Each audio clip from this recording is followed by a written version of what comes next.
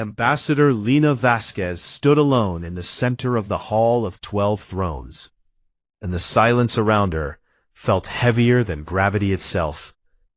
The hall was enormous, so large that a human city could have fit inside it with room to spare, and every surface was covered in ancient carvings that told the history of the Galactic Council. 40,000 years of rule, of power, of species bowing before the 12 races that controlled everything in the known galaxy. 12 massive thrones circled the hall, each one built to fit the body of a different alien species, and from those thrones, 24 cold eyes looked down at the small human woman who dared to stand before them for the 24th time. She wore a simple dark suit with the emblem of the United Terran Federation on her chest, and in her hands she held a data tablet containing humanity's latest petition, a request for either a seat on the Council or expanded territory rights beyond the cramped border systems where humans had been forced to live for the last 300 years. She had made this same request 23 times before, and 23 times the answer had been the same. But she came back every single time, because that was what humans did. "Honored members of the Galactic Council," she began, her voice steady and clear, echoing through the vast chamber. "I stand before you once again on behalf of the 8 billion citizens of the United Terran Federation to formally request—" "We know what you request, Ambassador," interrupted a sharp clicking voice from the largest throne. Supreme Arbiter Velthox, ruler of the Velthari hive mind and current holder of the Seat of Supremacy, leaned forward with his 4 segmented arms folded across his thorax. His compound eyes reflected Vasquez's image 1,000 times over, and not a single one of those reflections showed anything resembling respect. "You request what you have always requested," Velthox continued, his mandibles clicking between words, "and the answer remains what it has always been. No."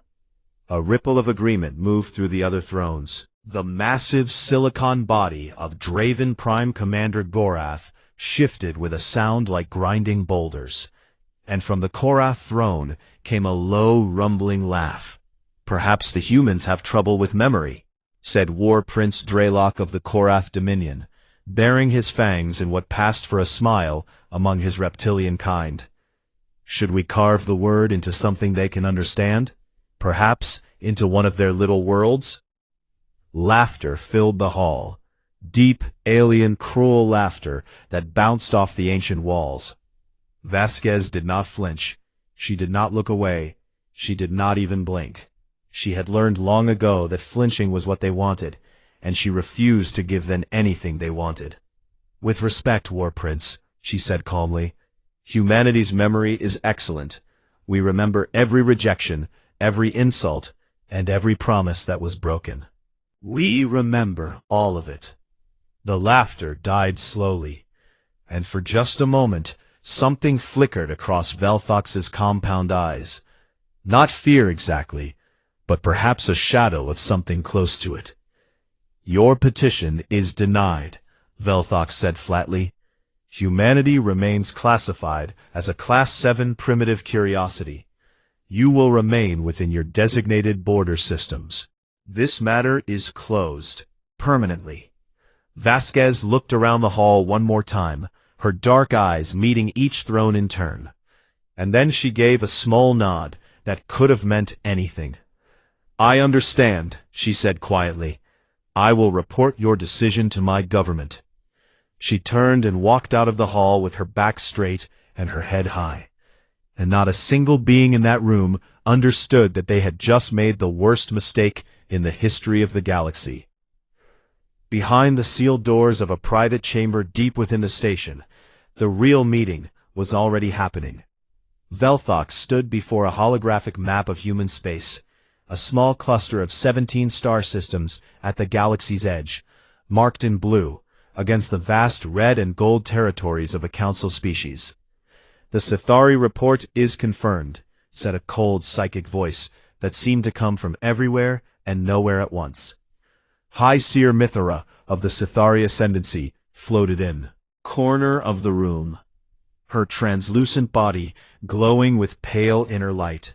She was the Council's spy master, and her psychic network stretched across 1,000 worlds. The humans are sitting on the largest deposit of void amber ever discovered, enough to fuel Council fleets for 10,000 cycles. The resource concentration in their border systems is beyond anything in our records. Velfox's mandibles clicked rapidly, a sign of excitement in his species. "And they do not even know what they have?" he asked. "They know," Mithara replied, "but they lack the technology to extract it at scale. They are still decades away from proper void amber harvesting."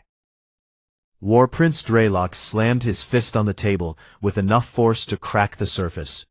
"Then we take it now," he growled, "before they figure it out. We push them out of those systems and claim what should rightfully belong to the Council. We cannot simply invade a recognized species without justification," said Draven Prime Commander Gorath, his deep voice vibrating the walls. "Even the Council must follow its own laws." Velfox raised one of his 4 hands, and the room went silent. "We will not invade," he said slowly, and there was something terrible in the way he said it. "We will quarantine. Resolution 1154 authorizes emergency action against any species deemed a biological threat to galactic stability. The Sithari will fabricate evidence of a dangerous human-origin pathogen, and we will relocate the human population to a single controlled system under medical supervision." "And their worlds?" Dreylock asked with a predator's grin. "Will be empty," Velfox answered, "and available for Council development." The vote was taken in secret. It passed unanimously. And not a single voice in that room spoke against it, because not a single being in that room believed that humanity could do anything about it. 12,000 light-years away, aboard the orbital command station Citadel Sol that hung like a steel moon above Earth, Admiral Jonah Mercer sat in a dark room, surrounded by holographic displays, and frowned at what he was seeing. He was 63 years old, with gray hair cut short, and a face that looked like it had been carved from stone by someone who did not believe in smiling. He had commanded fleets, survived 3 border skirmishes with Korath raiders, and buried more soldiers than he cared to count. And right now, every instinct he had was screaming that something was very wrong. "Report," he said to the intelligence officer standing beside him. "Draven fleet movements along the border have increased by 300% in the last 2 weeks, sir," the officer replied, pulling up a tactical display. "At least 40 capital ships have repositioned to within striking distance of our outer colonies, and Korath ground forces have been mobilizing near their forward bases." Mercer stared at the display for a long moment. "What does the Council say about it?" he asked. "Standard response, sir. Routine training exercises and scheduled fleet rotations." "They are lying," Mercer said simply. He had never trusted the Council, not from the very first day humanity had made contact with them, and the years had only proven him right. He pressed a button on his console and spoke a phrase that only 7 people in all of human space had the authority to use. "Activate Condition Ember. All Terran military assets to silent war footing. No civilian alerts. No public channels. This stays dark until I say otherwise." The officer's eyes went wide, but he nodded and hurried out. Mercer sat alone for a moment, then opened a secure channel to a facility beneath the surface of Mars, a facility that did not appear on any official record. A woman's face appeared on the screen. Dr. Eris Okafor, chief scientist of the most classified project in human history. "Doctor," Mercer said, "wake up Prometheus." Okafor's expression did not change, but her eyes told him everything. She had been expecting this call, perhaps even dreading it, but she was ready. "Understood, Admiral," she said. "How much time do we have?" "I do not know," he admitted, "but I do not think it is much." The channel closed, and Mercer turned back to the stars visible through the station's viewport. Somewhere out there, A fleet was gathering to destroy everything humanity had built. And the people behind it thought that humans were too small and too weak and too primitive to fight back. He allowed himself one small grim smile. They had no idea what was coming. Aboard the station Apex Eternal, Ambassador Vasquez sat in her quarters and stared out at the stars. Her diplomatic insignia lay on the table beside an untouched meal, and in her hand was a glass of whiskey, real Earth whiskey that she had brought with her because some things were worth carrying across the galaxy. Her communicator buzzed, and she glanced down at the coded message from Admiral Mercer. "They are coming, Lena. Come home." She read it twice, then set the communicator down and took a slow sip of her drink. The whiskey burned warm in her chest, and she thought about Harvest 4, a green and peaceful world where 18 million people lived simple lives, growing food and raising families and watching their children play under alien suns. She thought about the Council's cold eyes and their colder hearts, and she thought about what was about to happen to a galaxy that had made the terrible mistake of believing that kindness was weakness. "Not yet," she whispered to the empty room, because Lena Vasquez was not done yet. Not by a long shot. Outside her window, the stars burned on in silence, completely unaware that the universe was about to change forever. The sky above Harvest 4 was blue and gentle on the morning the ships came, and 12-year-old Maya Chen was sitting on the porch of her family's farmhouse, watching the clouds drift slowly overhead when she saw the first shadow fall across the sun. It was not a cloud. It was a warship, massive, black, and shaped like a fist made of iron. And behind it came another, and another, and another, until the entire sky was filled with them. Thousands of Draven and Korath vessels hanging in the atmosphere like a ceiling of metal and death. Maya's mother grabbed her and pulled her inside, and across the planet, 18 million people looked up and felt their hearts turn cold. There had been no warning. There had been no declaration of war. There had been no final demand or ultimatum. The Council had simply decided that humanity needed to learn its place, and they had chosen the softest target they could find to teach that lesson.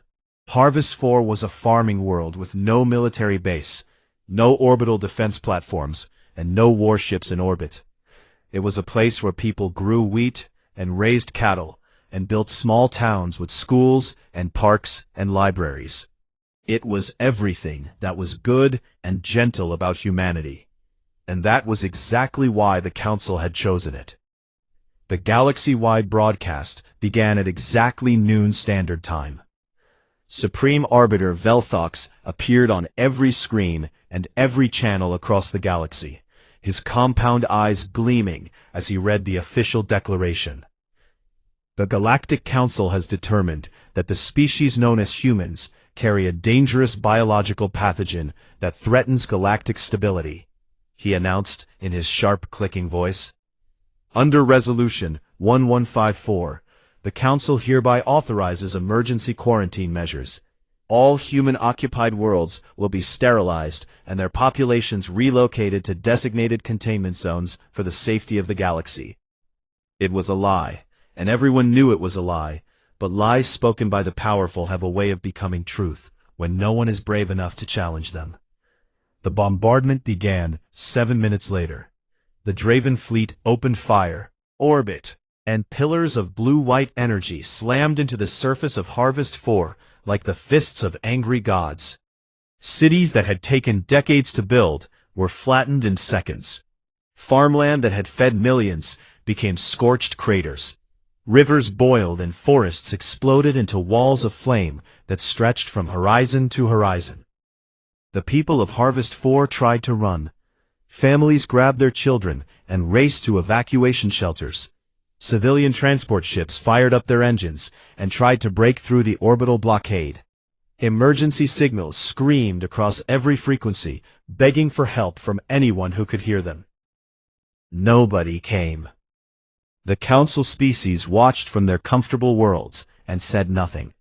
The minor species who might have sympathized kept their mouths shut because they knew what happened to those who defied the 12 thrones. The galaxy looked away, and Harvest 4 burned. The Korath ground forces landed 3 hours into the bombardment.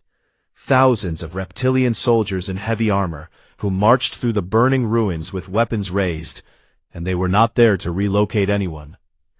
War Prince Draylock had given his soldiers simple orders: make an example that the humans would never forget. They went from shelter to shelter and dragged people out into the open. Families were separated.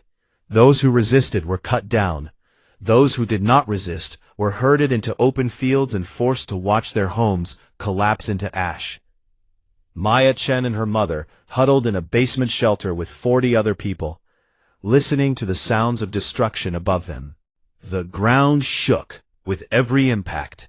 Dust fell from the ceiling, and somewhere in the darkness, a baby was crying, a sound so small and helpless against the thunder of war that it broke something inside everyone who heard it.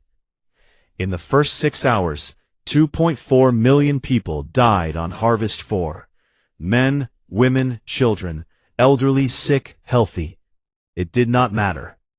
The bombardment did not distinguish between a school and a field, between a hospital and a warehouse. And across the galaxy, every human who saw the footage felt something inside them change forever.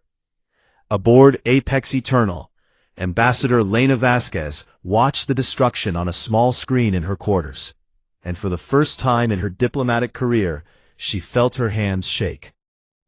She watched a city she had once visited disappear under orbital fire.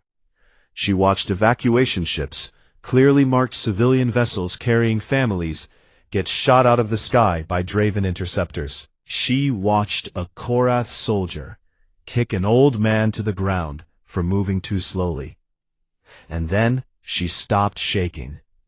Something inside Lena Vasquez went very quiet and very still, like the moment before a storm when the wind dies and the air turns electric, and every living thing knows that something terrible is about to happen. She stood up, straightened her suit, and walked out of her quarters. The Hall of 12 Thrones was in emergency session when she arrived, and the guards at the door tried to stop her, but she walked past them as if they did not exist. Something in her eyes made them step back without touching her, and later, none of them could explain why. The 12 council members looked down at her from their thrones, and behind them, massive holographic displays showed real-time footage of Harvest 4. Burning cities, fleeing crowds, the systematic destruction of a world that had never harmed anyone. Vasquez stood in the center of the hall, with fire reflected in her eyes, and spoke in a voice that was steady and calm, and absolutely terrifying in its calmness. "I came to this hall 24 times with words of peace," she said, and her voice carried to every corner of that enormous room. 24 times I asked for fairness, for respect, for the basic dignity that every species in this galaxy deserves, and 24 times you laughed at me." She paused and looked up at the holographic images of Harvest 4 burning behind the thrones.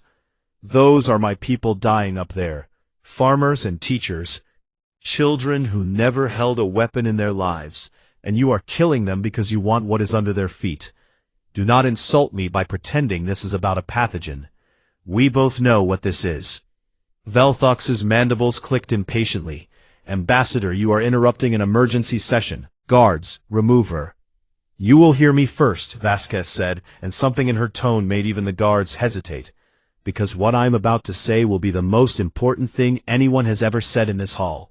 She took a breath and spoke the words that would later be carved into stone on 100 human worlds.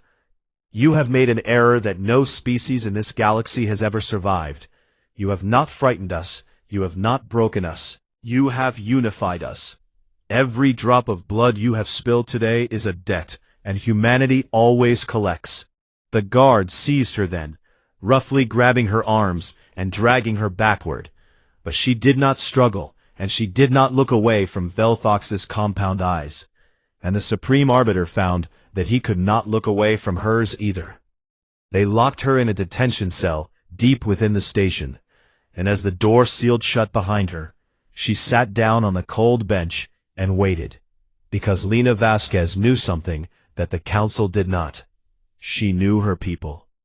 Across human space, the news of Harvest 4 spread like fire through dry grass, and the reaction was something that no alien intelligence analyst had predicted.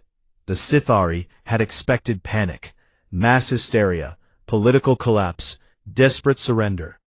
That was what happened when you struck the weak point of a primitive species. That was what their models said would happen.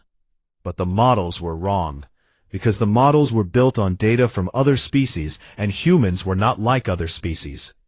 There was grief, enormous, crushing, soul-deep grief that shook every human world to its core. People wept in the streets and held their children close and stared at their screens in horror as the images from Harvest 4 played over and over again. And then the grief changed. It did not fade. It hardened. It became something dense and sharp and unbreakable, like carbon crushed into diamond. It became rage, not hot and wild and reckless, but cold and quiet and organized. The kind of rage that builds fleets and forges weapons and makes plans that stretch across years. Voluntary military enlistment surged by 4,000% in 48 hours. Civilian shipyards that built cargo freighters began converting them into warships without being asked. Retired soldiers and officers reported to their nearest military facility with their old uniforms pressed and their eyes burning.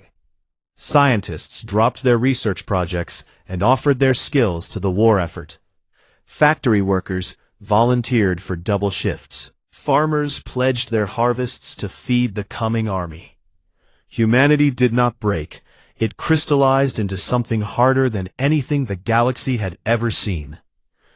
On Citadel Sol, Admiral Jonah Mercer stood before a quantum link broadcast system that connected every military installation, every ship, and every soldier in human space, and he began to speak. "You have all seen what happened at Harvest 4, he said, and his voice was calm in a way that frightened even the people who knew him well. 2.4 million of our people are dead, civilians, families, children, killed by a council that views us as insects to be stepped on." He paused and let the silence carry the weight of those words. "I am now reading into the record the names of every colony and outpost we have lost today." And he read them. Every name, every settlement, every small town on Harvest 4 that would never exist again. And across human space, millions of people listened in silence, with tears on their faces and iron in their hearts. Then Mercer looked directly into the camera, knowing that every council species was monitoring human communications, and he spoke to them. "To the Galactic Council, you had the option of peace, and you chose violence against civilians, against children, against the defenseless. Understand what you have done. You have not started a war. You have written your own extinction. We are coming, and we do not stop." He cut the broadcast and turned to his command staff. "Begin full mobilization. Every ship, every soldier, every weapon we have. Activate the Prometheus protocol. And someone get me a line to Dr. Okafor. Deep beneath the surface of Mars, in a facility carved out of solid rock, 2 kilometers below the frozen desert, Dr. Eris Okafor stood before a massive vault door that was slowly grinding open. Behind that door was humanity's darkest secret and its brightest hope.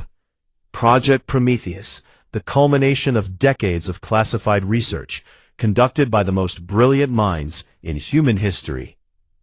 A weapon system so advanced that it had been built not for war, but as a last resort against extinction. Cold blue light spilled from the opening vault, washing over Okafor's face, and she stared at what lay inside with a mixture of pride and dread. Her team of 30 scientists stood behind her, silent and pale, each one understanding that the moment this door opened, the galaxy would never be the same. Okafor took a slow breath, straightened her shoulders, and spoke to her team in a voice that did not waver. God forgive us for what we are about to unleash. And somewhere in the burning ruins of Harvest 4, in a basement shelter that shook with every explosion, Maya Chen held her mother's hand and whispered that she was not afraid. And she meant it, because even at 12 years old, even surrounded by fire and death and the end of everything she had known, she was human, and humans do not break.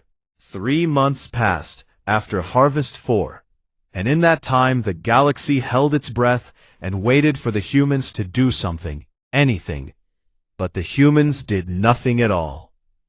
That was when the real fear began. The Council had expected a counterattack within days, something desperate and emotional. A ragged fleet of converted freighters charging blindly into Council space, driven by grief and rage. They had prepared for exactly that kind of attack, positioning overwhelming defensive fleets along every border crossing and setting traps at every jump point. But the humans never came. Instead, something far worse happened. The humans went silent. Every communication channel from human space went dark. Every border beacon stopped transmitting. Every trade route went cold. Diplomatic frequencies returned nothing but static.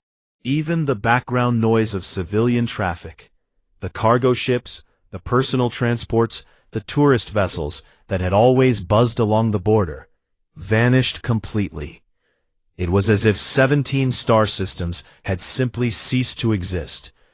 The Council sent scout ships to investigate.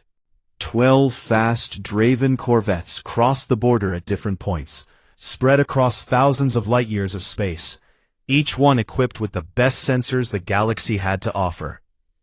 None of them came back. There was no distress signal, no final transmission, no wreckage found drifting in space. The ships simply crossed into human territory and disappeared, swallowed by the silence, as if they had never existed at all. War Prince Draylock paced the floor of his command ship and snarled at his officers, demanding answers that nobody had. "Where are they?" he growled, his claws leaving deep scratches in the metal floor. "A species of 8 billion does not simply vanish. Find them." But his scouts could find nothing, and the silence ate at him like acid. On the Council station Apex Eternal, the mood had shifted from confident superiority to something that none of the ancient species wanted to name. They had ruled the galaxy for 40,000 years, and in all that time, they had never encountered anything like this. An enemy that responded to the destruction of their world, not with fire, but with nothing. Supreme Arbiter Velthox called an emergency session of the full Council, and for the first time in living memory, every throne was occupied. Even species that normally sent representatives came in person, because everyone could feel that something was deeply wrong. "The Scytherai will explain," Velthox commanded, turning his compound eyes toward High Seer Mithara. The psychic being floated to the center of the hall, her translucent body flickering with agitated light. "We attempted to probe human space using our full psychic network," she said, and there was something in her voice that the other council members had never heard before: uncertainty. "We deployed 3 of our most powerful seers to reach across the border and scan for human thoughts, emotions, fleet movements, anything that would tell us what they are doing." She paused, and the flickering of her inner light grew more erratic. "All 3 seers are dead." The hall went absolutely silent. They encountered a psionic null field of human design, something we did not know humans were capable of creating, and it did not simply block their probes. It burned their minds out from the inside. 3 of our finest seers, each with centuries of experience, destroyed in an instant by a species we classified as psychically null. "That is impossible," Velthox said sharply. "Humans have no psychic capability." "That is what we believed," Mithara replied quietly. "We were wrong. They did not develop psychic powers. They developed technology that weaponizes our psychic powers against us. They turned our greatest strength into our greatest vulnerability. And they did it so quietly that we never knew until it was too late. The silence that followed was heavier than anything the Hall had ever known. But the psychic attack was not the only strange thing happening along the border. Draven Prime Commander Gorath rose from his throne, his massive silicon body grinding with obvious discomfort, and reported what his fleets had been experiencing. "Our ships stationed along the border are reporting anomalies," he said in his deep, rumbling voice. "Navigation systems losing calibration for fractions of a second, not enough to cause immediate danger, but enough to be noticed. Weapons arrays cycling through targeting modes on their own. Reactor output fluctuating by tiny amounts at random intervals." "Equipment malfunction?" Velthox asked. "That is what we assumed at first," Gorath replied, "until our engineers examined the patterns and realized they are not random. They are systematic. Someone is probing our ships, testing our systems, mapping every weakness in our technology. And we cannot trace the source, because whatever is doing it leaves no electronic signature whatsoever." "Ghost ships," War Prince Draylock muttered, and every head in the room turned toward him. "Explain," Velthox demanded. "My intelligence officers have a theory," Draylock said reluctantly, as if admitting it caused him physical pain. "They believe the humans have developed stealth vessels so advanced that our sensors cannot detect them at any range. Ships that are already inside our space, moving through our fleets unseen, touching our systems like fingers in the dark." The thought hung in the air like poison. If it was true, if human ships were already inside Council space, undetected, mapping their military installations and probing their defenses, then the 3 months of silence had not been inaction at all. It had been preparation. Inside human space, behind the wall of silence, a transformation was taking place that would have terrified the Council even more if they could have seen it. Every shipyard in the United Terran Federation was operating at maximum capacity, running triple shifts around the clock. New warships slid out of orbital construction docks at a pace that would have been considered impossible a year ago. Weapons factories produced missiles and energy cells by the billions. Training facilities turned raw recruits into soldiers in weeks, using accelerated programs that pushed the limits of what human bodies and minds could endure. But the ships and soldiers were not humanity's true weapon. That honor belonged to Project Prometheus, and Dr. Eris Okafor had spent the last 3 months turning it from a theoretical deterrent into an operational nightmare. Prometheus had 3 layers, each more devastating than the last. Prometheus Alpha was an autonomous missile swarm system, not ordinary missiles that flew in straight lines and could be shot down, but intelligent weapons guided by adaptive AI that learned from every encounter. Each swarm contained millions of individual units that communicated with each other, shared tactical data in real time, and evolved their attack patterns mid-battle. If you destroyed 90% of a swarm, the surviving 10% would analyze what killed the rest and change its behavior to avoid the same fate. The more you fought it, the smarter it became. Prometheus Beta was already deployed. Hundreds of unmanned stealth vessels, the ghost ships that Draylock's officers had theorized about, were scattered throughout Council space. They had been silently crossing the border for months, drifting through enemy territory like whispers in the dark, and each one carried quantum disruption beacons that had been carefully planted on or near every major Council military installation, supply depot, and communication relay. When activated, these beacons would create localized quantum interference that would cripple any electronic system within range. And then there was Prometheus Omega, a single device housed aboard a specially constructed ship hidden in deep space, far from any star or planet, and it was the most terrifying weapon humanity had ever created. It was designed to do one thing: collapse the quantum link network that connected the entire Council's communication infrastructure.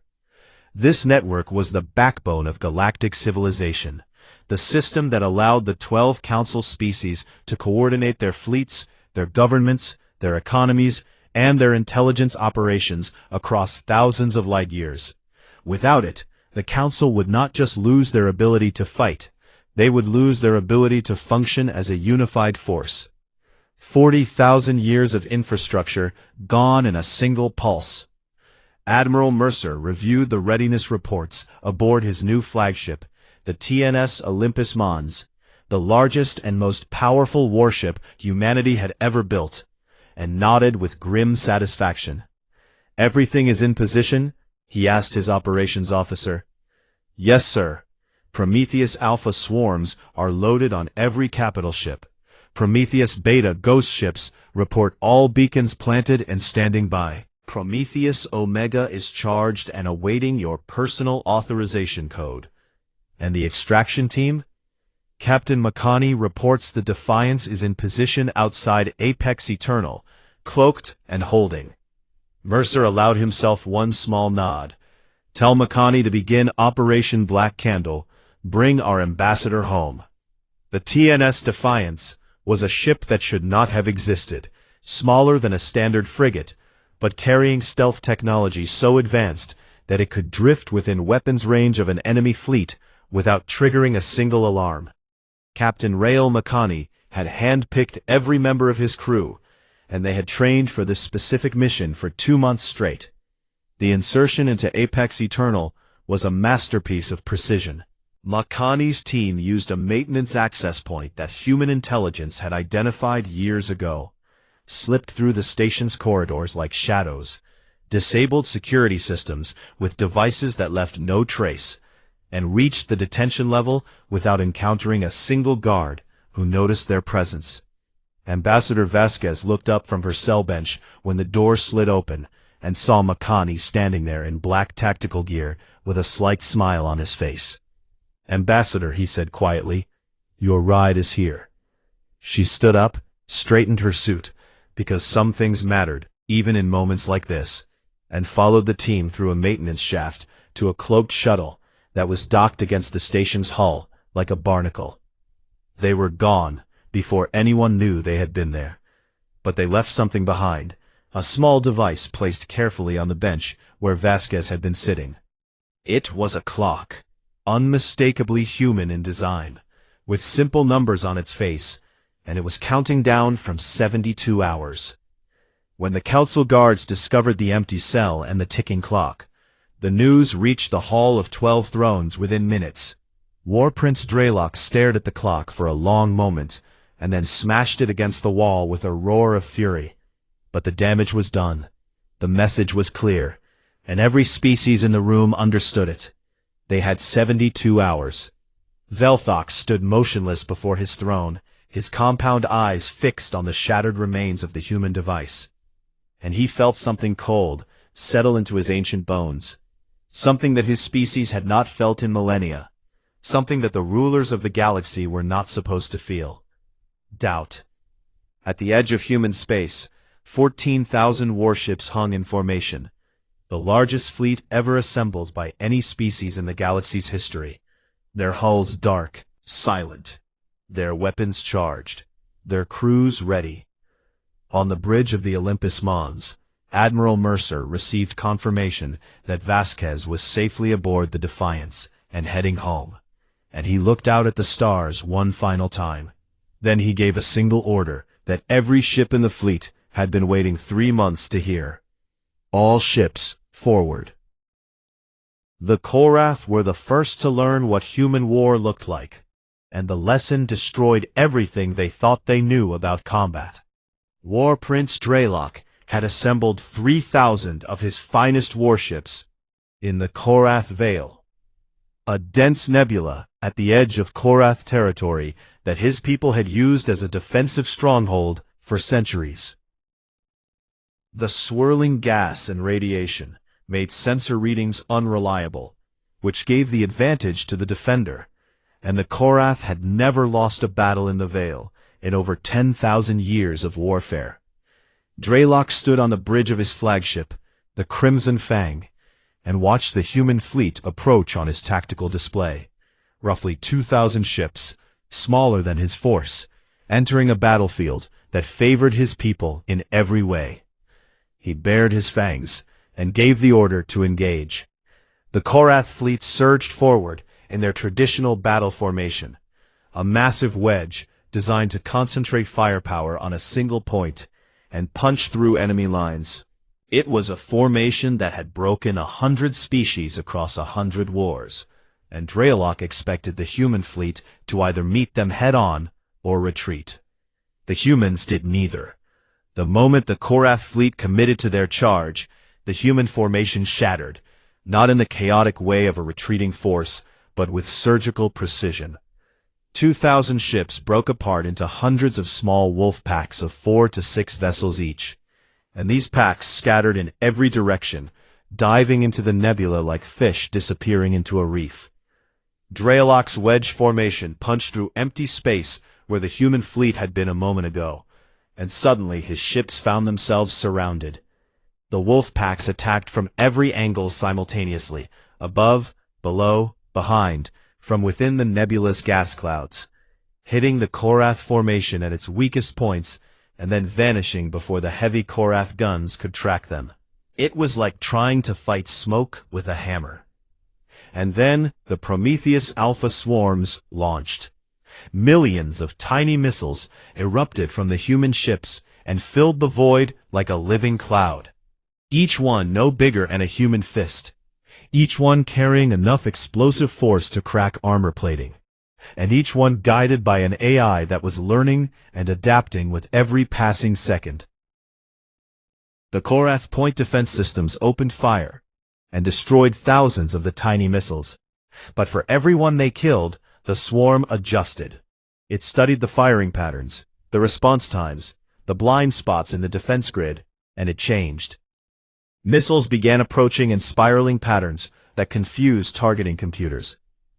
They came in waves timed to exploit the half-second gap between defensive volleys.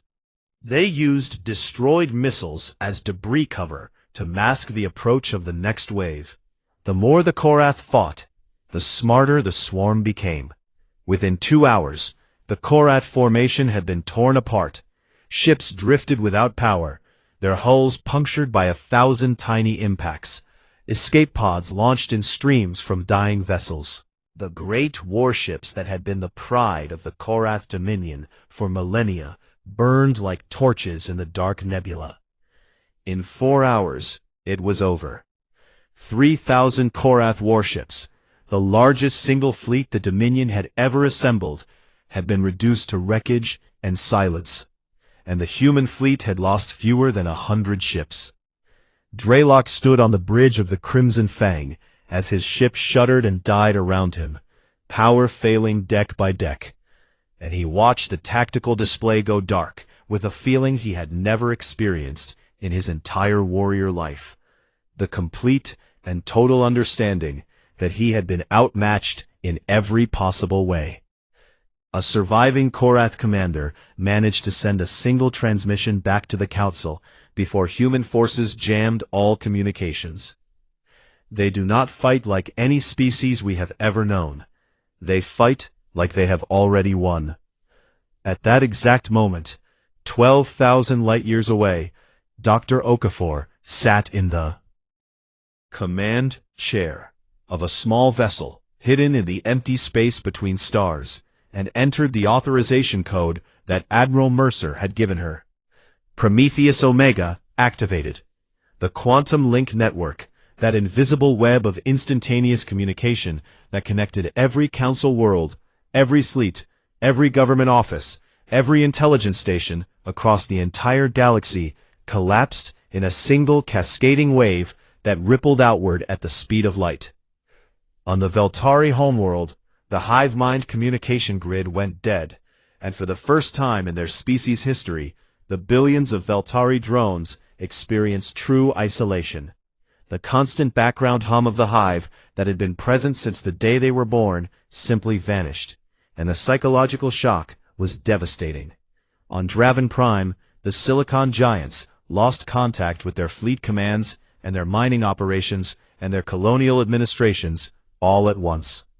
Their entire civilization ran on centralized coordination, and without the quantum link, they were like a body that had lost its nervous system, massive and powerful, but unable to move with purpose. On the Sithari homeworld, the psychic network that High Seer Mithara had spent centuries building went dark, as the quantum link relays that amplified their psychic signals across galactic distances stopped functioning. The most powerful intelligence apparatus in the galaxy was suddenly blind and deaf. Across 1,000 worlds, the lights of civilization flickered, as the infrastructure that held everything together simply stopped working. 40,000 years of galactic order ended in 11 seconds. And then the humans struck everywhere at once. They had spent 3 months mapping every weakness, every supply line, every communication relay, every fleet anchorage, and now they exploited all of that knowledge simultaneously.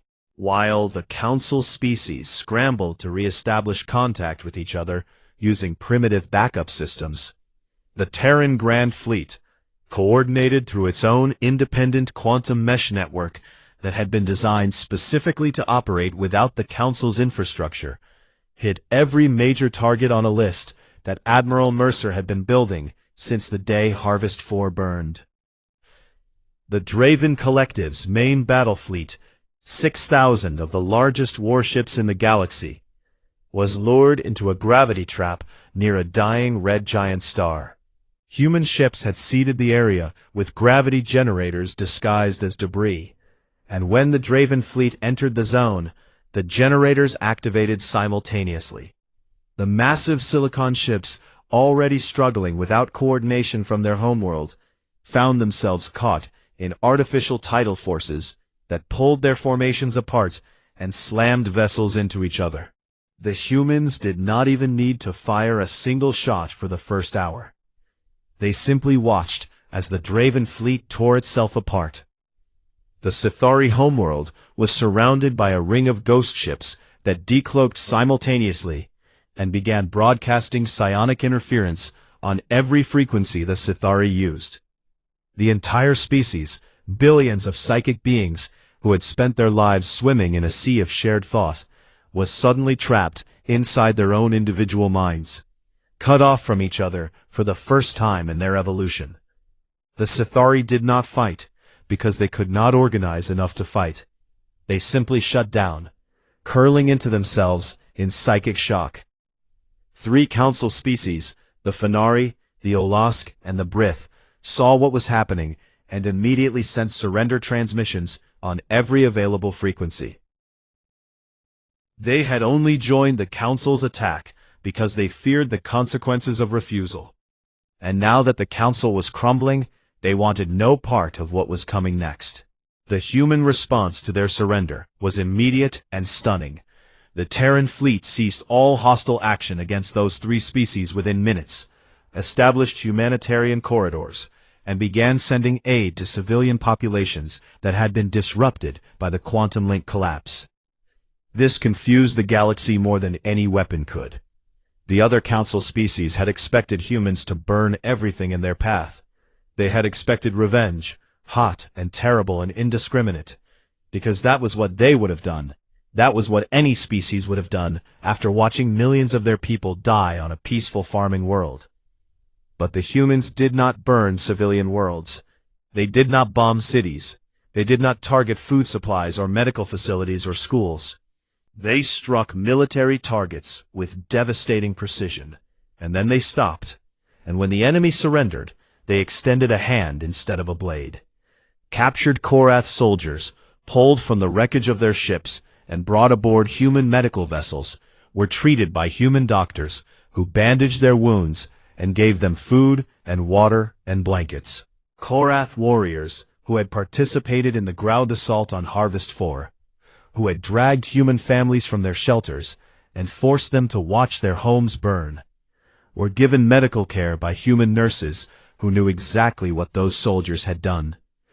A Korath officer asked a human medic why she was saving his life when his people had murdered hers, and the medic, a young woman whose cousin had died on Harvest 4, looked at him for a long moment and said simply, "Because someone has to be better." War Prince Draylock, captured when the Crimson Fang was boarded by human marines, was brought before Captain Makani in a clean, well-lit room aboard the TNS Defiance. He was not beaten, not tortured, not humiliated. He was given a chair and a glass of water, and treated with the formal respect due to a commanding officer. Draylock stared at Makani with eyes that could not understand what they were seeing. "Why?" he asked, and his voice cracked on the word. "We murdered your people. We burned your world. We killed your children in their beds. Why do you not destroy us?" Makani met his gaze and answered without hesitation, "Because we are not you." And in that moment, something broke inside the old Korath warrior. Not his body and not his pride, but something deeper. The foundation of everything he had believed about strength and weakness and what it meant to win a war crumbled, and in its place grew something new and terrifying and impossible: respect. Ambassador Vasquez, now aboard the Olympus Mons at Admiral Mercer's side, broadcast a message across every frequency in the galaxy, using the Council's own communication channels that humanity had seized control of. To the people of this galaxy, not its rulers, but its people, humanity did not want this war. We were contained, lied about, and slaughtered while you watched. But we did not come to conquer you. We came to make sure that no species, human or otherwise, is ever treated this way again. This is not an empire rising. This is a reckoning. At the galactic core, the Veltari had retreated to their ancient hive fortress, a structure older than most species in the galaxy, protected by defensive systems that had never been breached, surrounded by gravity wells and weapons platforms, and a fleet of their last remaining warships. Supreme Arbiter Velthox stood in the command chamber and watched his tactical display, with all four hands clasped behind his back. And he told himself that the fortress was impregnable, that the humans could not reach him here, that this was where the line would be drawn. Then his sensors detected human ships decloaking inside the defensive perimeter, not approaching from outside, not fighting their way through. They were already there, already inside, and they had been there for weeks, drifting silently past every defense, like ghosts walking through walls. Velthox stared at the display, and felt the last remnant of his certainty drain away like water through sand. And for the first time in Velthari recorded history, a Supreme Arbiter spoke a word that had no direct translation in their ancient language, a concept so foreign to their hive-mind consciousness that it had never needed a word before. The closest translation in human language was simple and small and devastating. The Veltari Hive Fortress surrendered without a single shot being fired, and the galaxy did not know what to do with that information. For 40,000 years, the fortress at the galactic core had been the symbol of absolute power, a structure so ancient and so heavily defended that the very idea of conquering it was considered impossible. Entire species had risen and fallen without ever daring to approach it, and the Veltari had ruled from behind its walls with the calm certainty of beings who knew they could never be touched. And now a species that they had classified as a primitive curiosity was inside those walls, and the Supreme Arbiter of the most powerful civilization in the galaxy was asking for mercy. Admiral Mercer did not gloat. He did not make speeches. He simply ordered his ships to hold position and sent a single message to Velthox. Stand down your weapons and open your doors. No one needs to die today. The doors opened, and for the first time in living memory, non-Velthari feet walked the corridors of the Hive Fortress.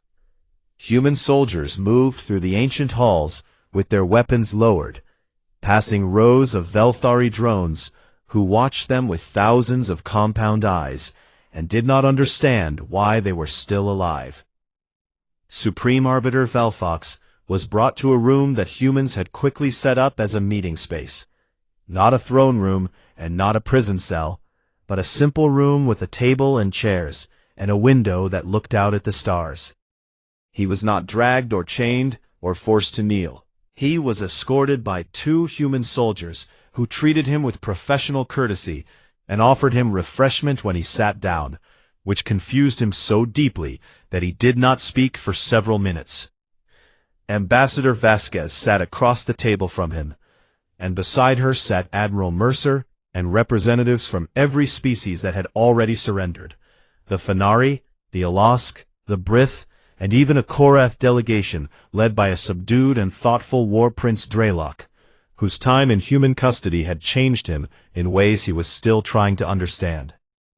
Velthox looked at the faces around the table and waited for the demands he was certain would come: territory seizures, tribute payments, forced disarmament, occupation of Velthari worlds. Perhaps even the dissolution of the hive mind itself, which would be the equivalent of genocide for his species. Instead, Vasquez slid a single document across the table toward him. "This is the Sol Accords," she said in a calm, clear voice. "It is a framework for a new galactic government, one with no thrones, no supreme species, and no classification system that puts one civilization above another." Veltox's mandibles clicked slowly as he read the document, and with each line his confusion deepened. The terms were not what he expected. They were not what anyone expected. They were so far from what the galaxy had prepared for that when the details were eventually made public, every species in known space would spend months trying to understand them. Humanity demanded no territory beyond what they had originally requested 300 years ago, the same modest expansion they had petitioned for 24 times in the Hall of 12 Thrones. They claimed no tribute, no slave labor, no vassal states, no war prizes. They did not demand that any species kneel or submit or grovel before them. The Sol Accords called for the complete dissolution of the Galactic Council of 12 Thrones, the institution that had ruled the galaxy for 40,000 years, and its replacement with a new body called the Galactic Assembly, where every spacefaring species, regardless of age or size or military power, would hold an equal vote. Full reparations would be paid to the survivors of Harvest 4, funded collectively by all Council species according to their economic capacity. War crimes tribunals would be established to try the individuals who had ordered and carried out the massacre. Specific individuals, not entire species. The Korath people would not be punished for the actions of their military commanders.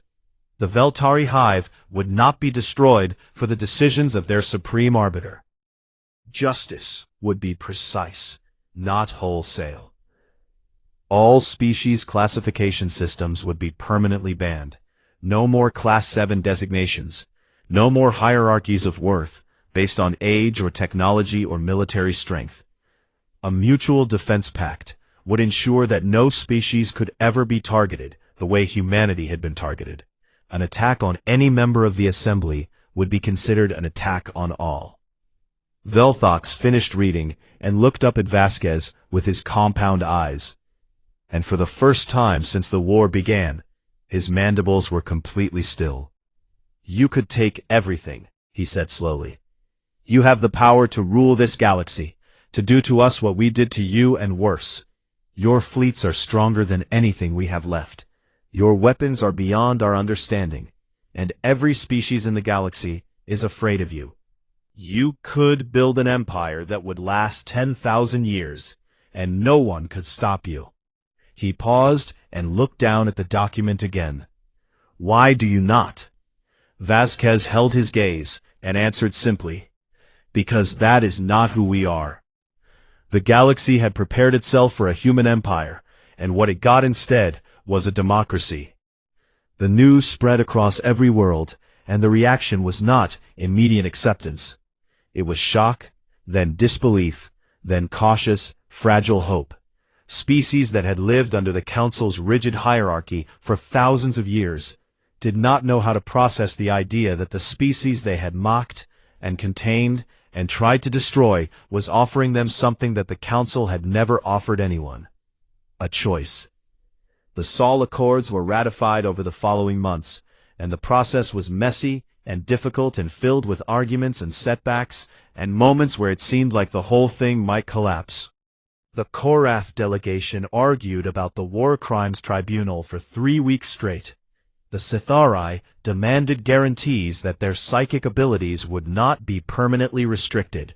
Minor species who had been oppressed by the Council for millennia were suspicious that the new system would be just as unfair as the old one.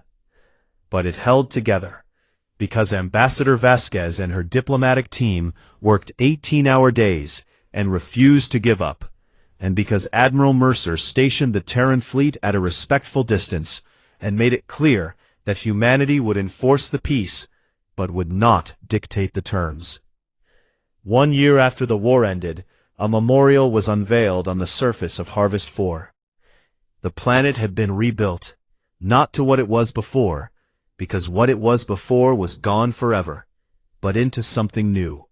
Forests had been replanted where fire had consumed everything. Rivers flowed again through valleys that had been scorched to bare rock.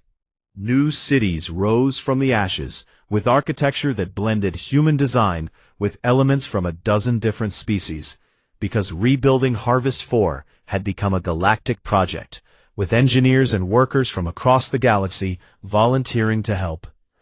Every species in the galaxy sent a delegation to the memorial ceremony.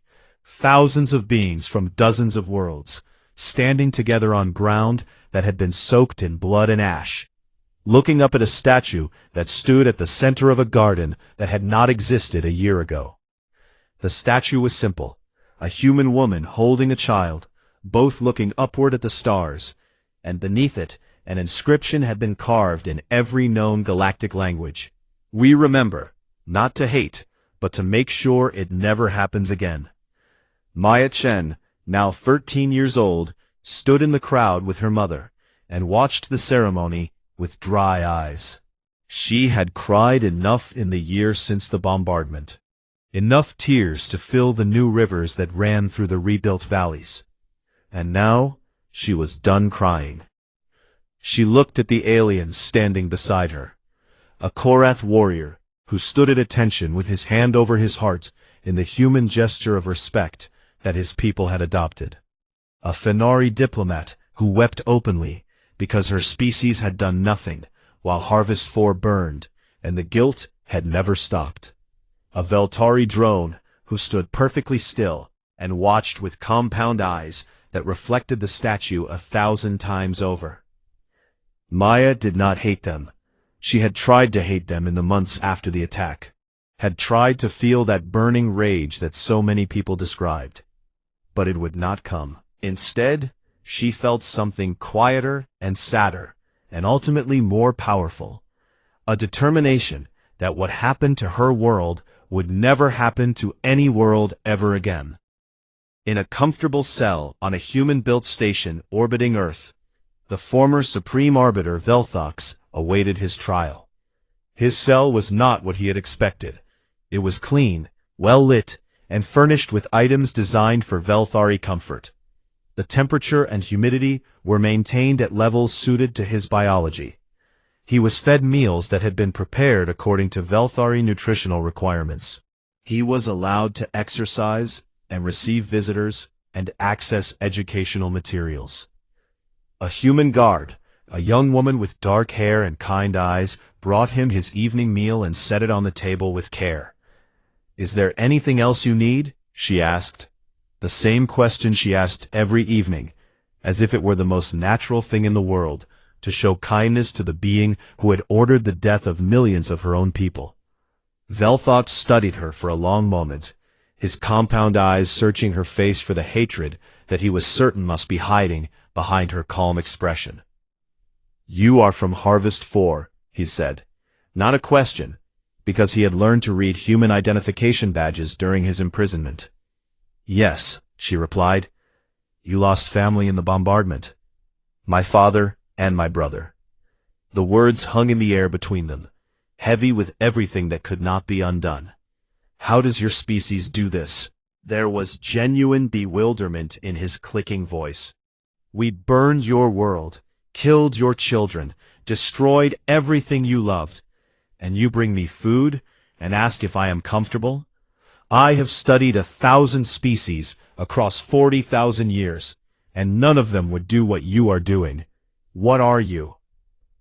The guard looked at him for a moment, and in her eyes there was sadness and strength, and something else that Velthox would spend the rest of his life trying to understand.